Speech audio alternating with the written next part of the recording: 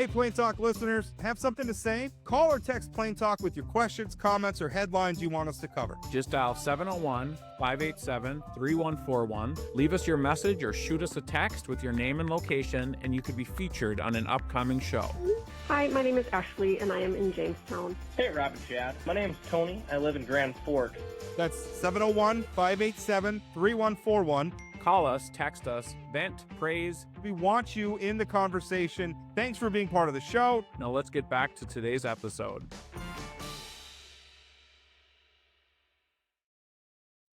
Welcome back to Plain Talk. The Congresswoman is very generous with her time. She comes on every time we ask her. There's just so much going on. There's so many topics that Jad and I just spent, after we ended it, spent the time kicking ourselves for all the things we wanted to ask and didn't ask because, you know, we had a nice conversation about healthcare. We had a nice conversation about what's going on in Minnesota. I wanted to ask about Venezuela. I wanted to ask about some in-state politics, whether or not she's going to go to the state convention. We just didn't get to that stuff. So, well, and I wanted to talk about farm bailouts. I wanted to talk about the rural health care stuff that the legislature is dealing with that came from the big, beautiful bill. We could have talked about Epstein. There's so much stuff. And I will give her credit. I mean, she comes on, she actually answers the questions. She had no effort to she wasn't filibustering. No. She wasn't avoiding. It's just, there's just a lot to cover. It's not her fault. And I'm really thankful she came on and talked to us. Yeah. I was saying to you in between, we could have went on just health insurance and healthcare for an hour, right? Cause it's so complicated. Maybe we got to do like the Joe Rogan and just have somebody on for like 3 hours and just talk to them. I don't got that kind of time. Okay. Well, I don't really either, but so let's talk a little bit about her answers. I found them.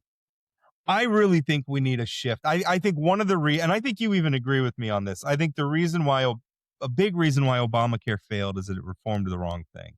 We're reforming insurance. We're not reforming cost.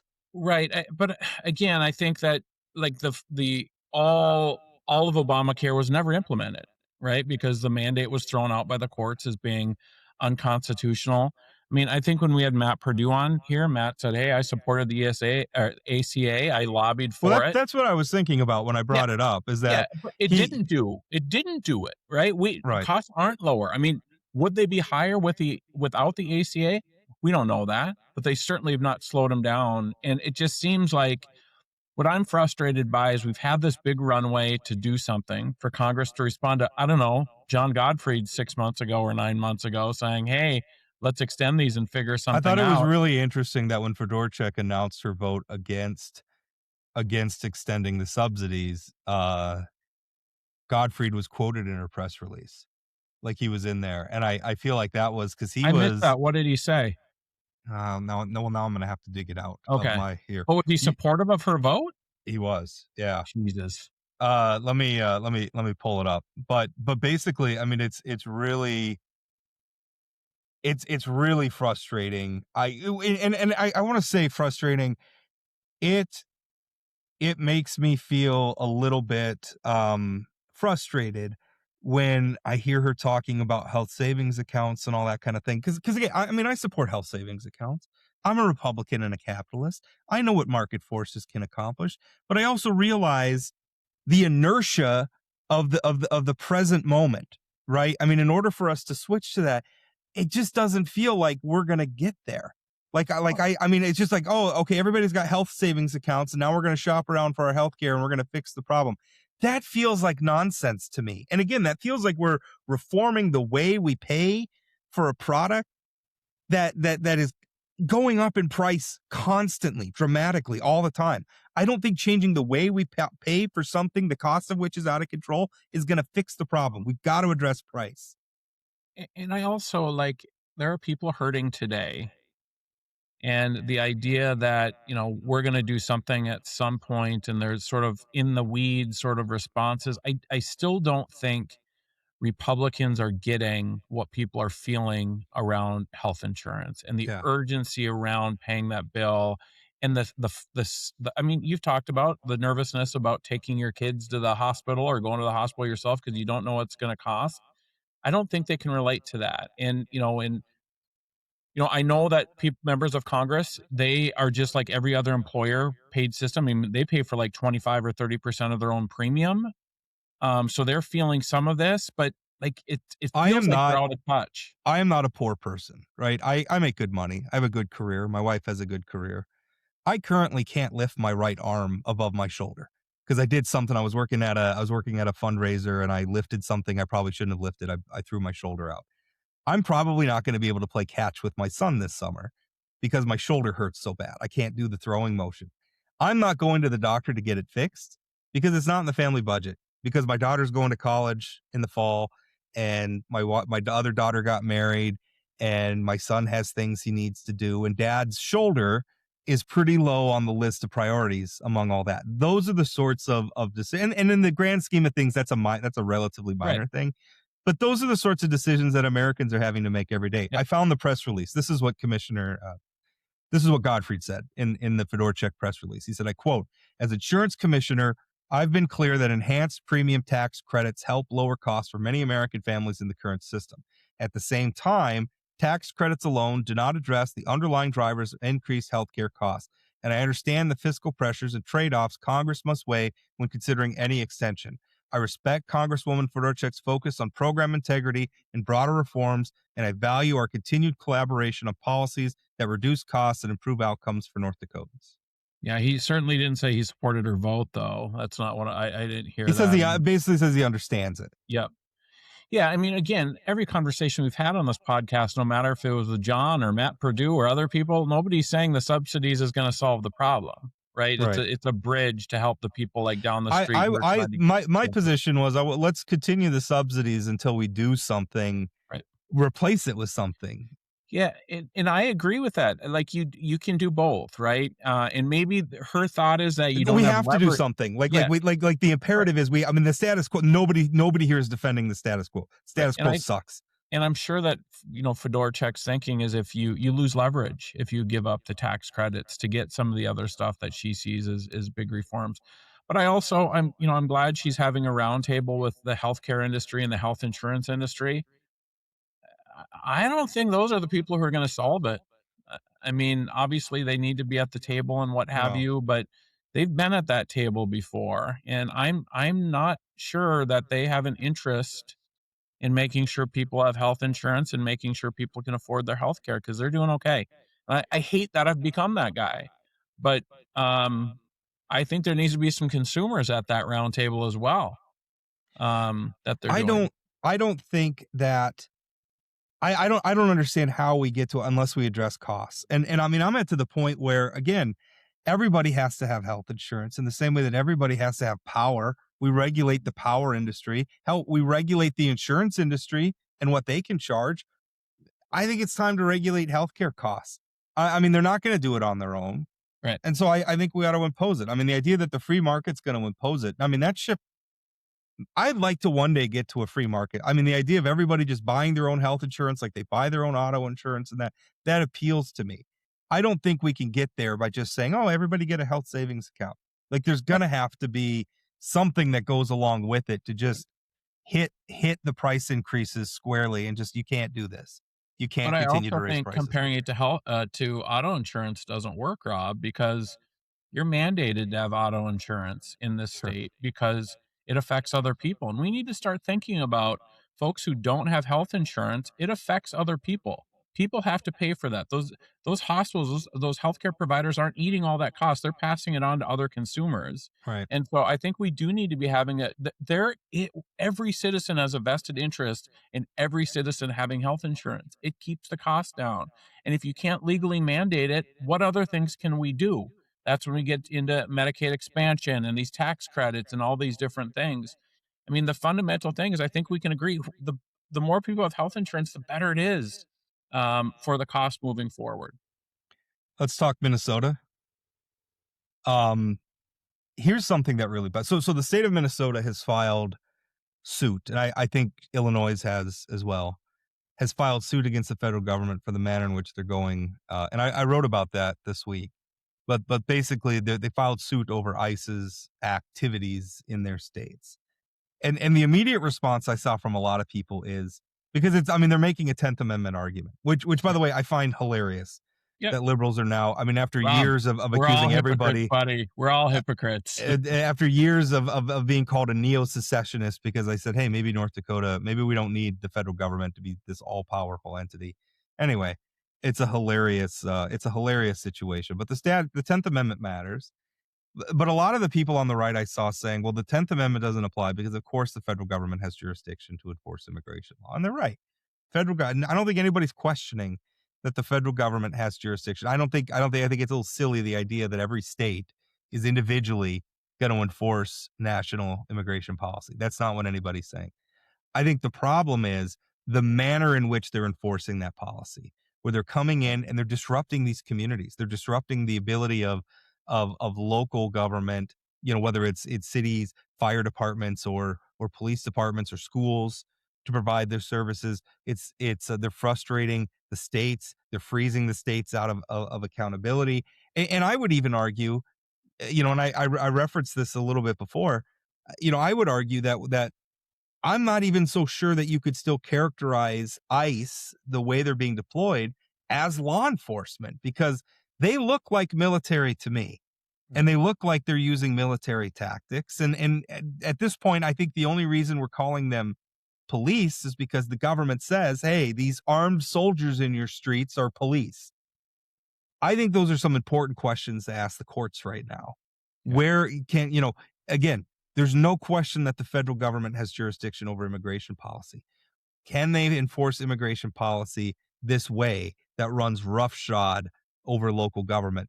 I don't think they can. I think there's a valid 10th Amendment argument to be made there, and I'm looking forward to seeing what the courts have to say about it. Yeah, the tactics matter, right? I mean, Congresswoman Fedorchak didn't want to talk about tactics. She didn't, we just agree with the fact we should get illegal immigrants out of our country. Okay. But the tactics matter. When you're, going to a school and, tackling kids or those kind of things, stopping traffic. I think we talked about this last week, Rob, is we need our law enforcement or military, whatever the hell ICE is, to be the professionals in these situations. The videos I'm saying they're not being the professionals in the situations. I mean, both sides are instigating and agitating.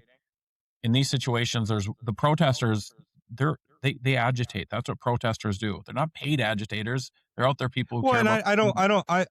I don't want to put words in your mouth. I'm not defending the activities of at least some of the protesters that I've seen. Of course, They are in the wrong, and I know you're not defending them either. Do I think that it's right that that ICE agents get smacked in the face with a snowball? No. I think those protesters are playing right in. You can't block the street. You can't try to physically impede them. If you disagree with the policy, you can protest. Also, I argue you can record them. Photography is not a crime, right? It's ridiculous that anybody in the Trump administration is suggesting it is. In fact, I would encourage, please record them. I think we should all see what they're doing. But Congressman Fedorchak saying, they're honking their horns for minutes at a time. That's annoying, but it's not illegal. It's annoying, but right? It's annoying and it's in bad taste. And maybe we could sit and say, well, that's the wrong tactic, and you're not helping at all. But these are tactical decisions that we can agree or disagree with. But again, these are citizens who are using these different tactics. Our taxpayers pay the ICE side of this thing, and we need them to act like professionals. And I'm not seeing it. And I don't think they're properly trained. I don't think the way we're recruiting ICE agents is leading to folks being properly trained. And the adversarial relationship between the federal government and the folks in Minnesota is not helpful. And the folks in Illinois, and the folks in Oregon, and the folks in Washington, and the folks in California.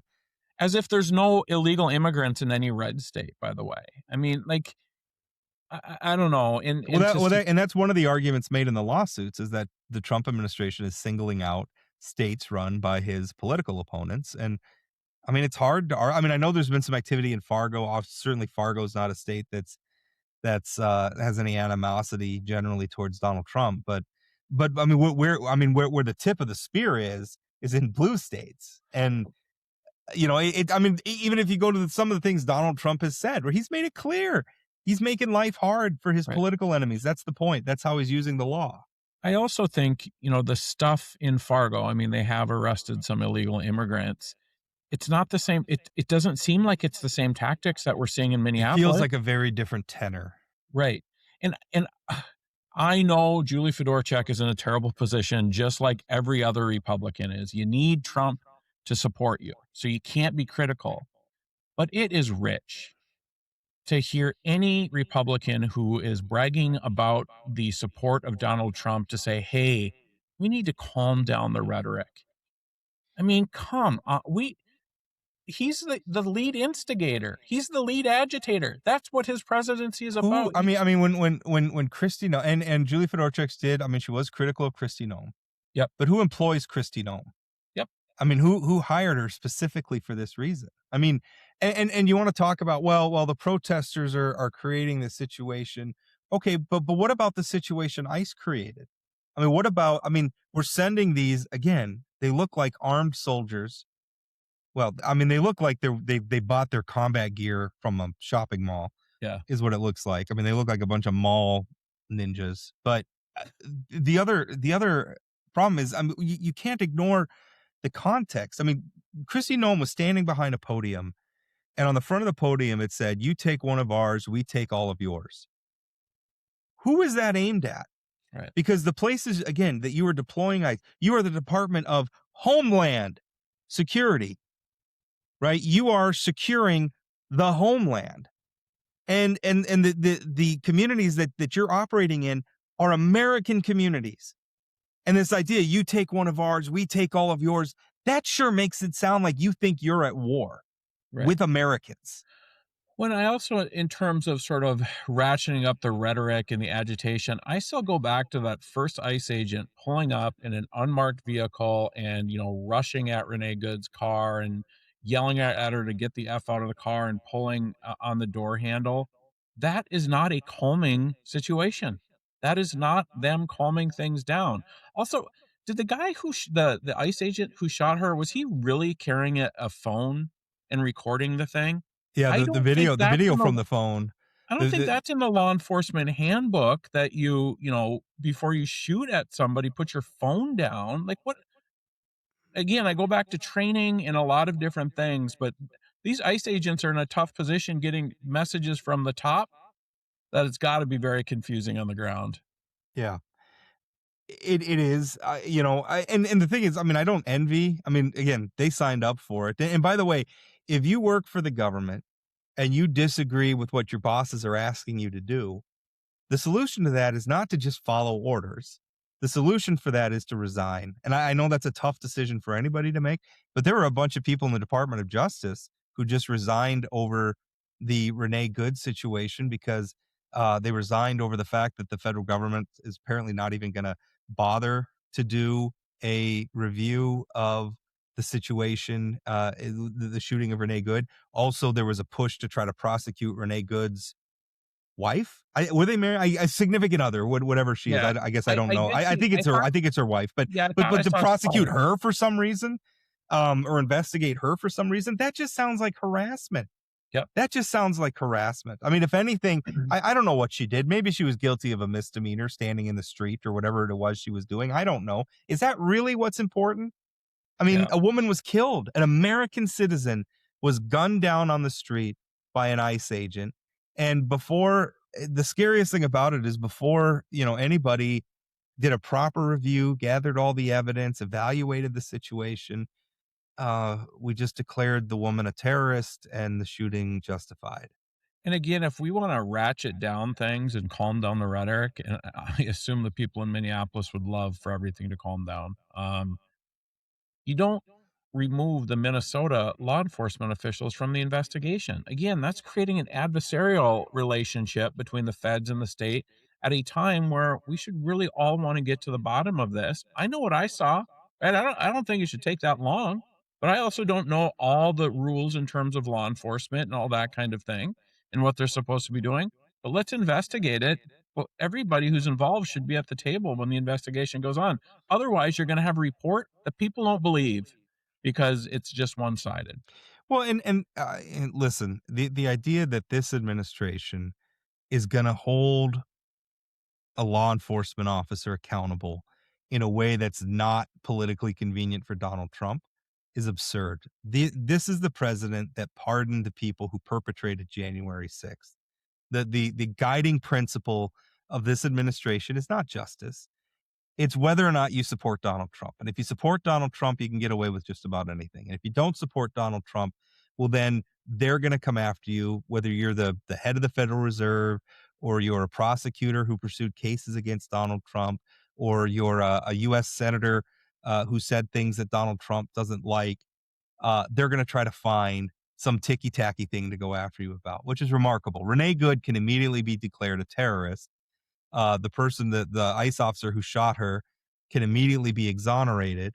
A drug trafficker can be pardoned by Donald Trump. One of Donald Trump's crypto business partners can be pardoned. All those people, but the chair of the Federal Reserve, needs to be investigated over Well, something. What is this? This is not I, justice. well, and we have our U.S. Senator Kevin Cramer on cable news yesterday saying On that Fox Business with Larry Kudlow. Yeah. that the chairman of the Fed should just declare his guilt with whatever this investigation is And looking and into. we'll drop the criminal charges. No, yeah, if he resigns, If he yeah. resigns, the criminal charges will be dropped. Which Again, which is just, I mean, it's just, you're saying the quiet part out loud, right? You're just saying yeah, the part where it's like, oh, I guess this really was just about pressuring him out of office. And if yeah. that's how we're using the federal criminal code these days. But I'm It's really it, worried about that, Chad. Ashley Babbitt, who was killed during January 6th when she was trying to violently force her way into one of the congressional chambers. She was shot and killed by a law enforcement officer.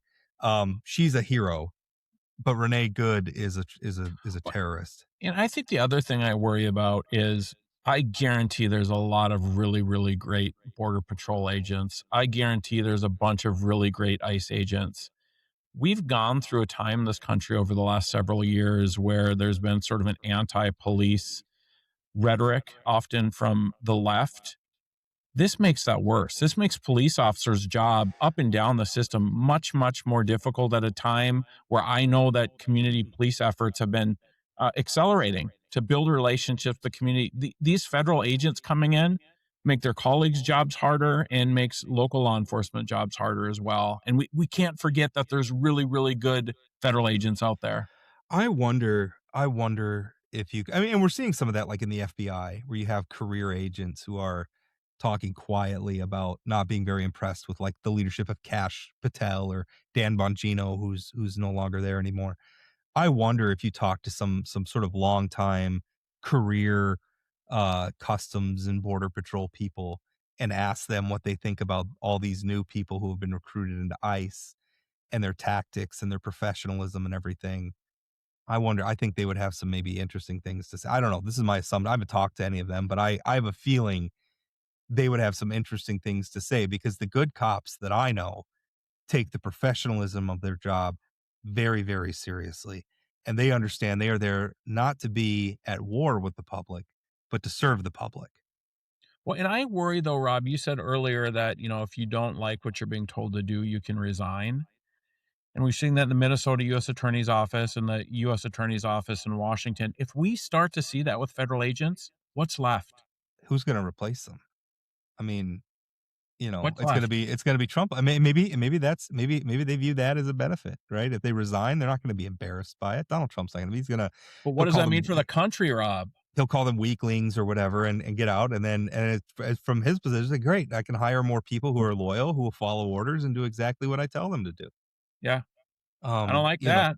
no, I don't like that either, which is the scariest thing. I mean, again, for what was supposed to be the limited government movement, and now we're just endorsing like authoritarian maximalism, where it's just whatever Trump says goes, and if Trump says it's okay, then it's okay, and even if Trump contradicts himself and everything completely shifts and turns on it, everybody's just going to follow him, because the only principle is supporting Donald Trump, or maybe even more importantly, upstream from supporting Donald Trump, hating the left, or Right. hating people who disagree.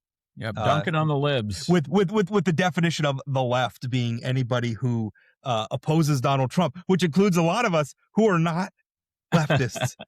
W- Welcome. Yeah, no, I'm not on the left. I'm not a leftist. I'm not voting for Democrats That's anytime not what soon. social media has been telling me about you, I Rob. don't care. I don't care what social media says about me. All right. Hey, coming up on the next show, we are going to be talking with a couple of candidates in Minot, District 3, which is going to be an interesting battleground. They're running against a couple of incumbents who it's not often, like, there's not many legislators that are kind of known statewide, right? Usually, maybe you kind of know your local legislators, but these two, I mean, most people in North Dakota know who Representative Lori Van Winkle is. Most people know who Representative Jeff Hoverson is, and I suspect that the reason why they've heard of these people is not for good things, because they are very obsessed with some of the culture war things and other ephemera. Anyway, we're going to be talking to Tim Mahalik and Blaine Delorier, who are challenging them in District 3. Minot's going to be a little bit of a battleground. That's going to be an interesting race. We're going to be talking to them on Friday. Hey, Rob, before we sign off, I do want to give a shout out to one of our sponsors, AARP, as tomorrow I turn 50 and I am officially going to send in my membership form That's to right. North Dakota AARP. So Hey, all those listeners, I expect a text message wishing me a happy birthday or an email, but AARP, you can expect my check. you happy birthday, by the way. Thank you. You don't look a day over 60. I know. I've actually been.